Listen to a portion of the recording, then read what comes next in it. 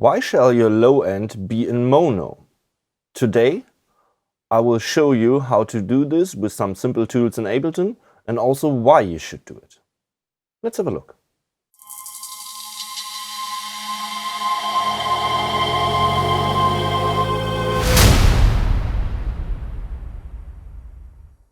On this channel you see a simple serum bass line I made some minutes ago, and it's pretty wide. Let's have a listen to this one.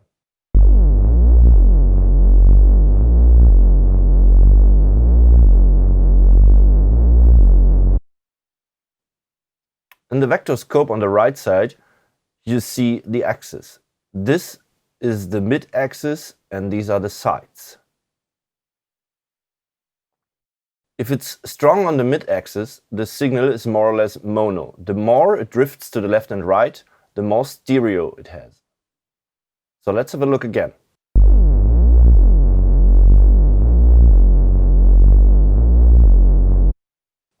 The sound moves constantly from the left to the right side of the mid-section. To let your kick and bass line transport perfectly on club sound systems and also on 2.1 sound systems, you should make the low end mono.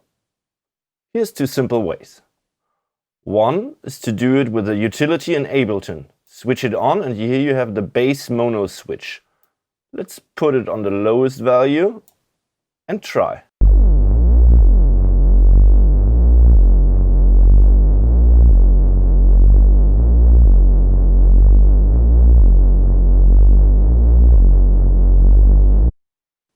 As you see in the vector scope, some parts of the sound stay in the middle, especially the low frequencies that we made now in mono.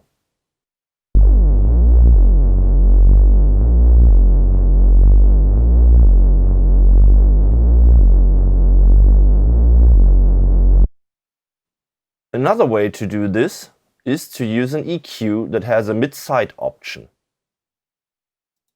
In this tutorial I will use the EQ8 in Ableton. I activate it and set it in the MS mode. Here we can now choose between the mids and the sides. As we want to keep the stereo effect of the high frequencies or the high mids, we will just process the low end of the side signal. For this I activate the low cut, start the playback and have a look what happens.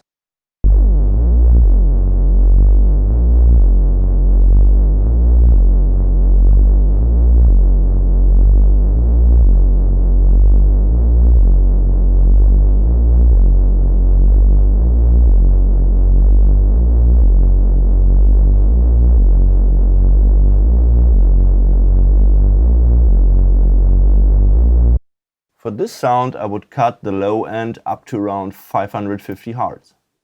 And why shall I do that? Most of the sound systems in clubs and on open air festivals are set up in 2.1. This means bass is driven in mono and tops are driven in stereo. The crossover is mostly between 80 and 150 Hz between bass and tops. If you cut your low end on the sides to mono, it will perform much better on systems like these than if you don't do it.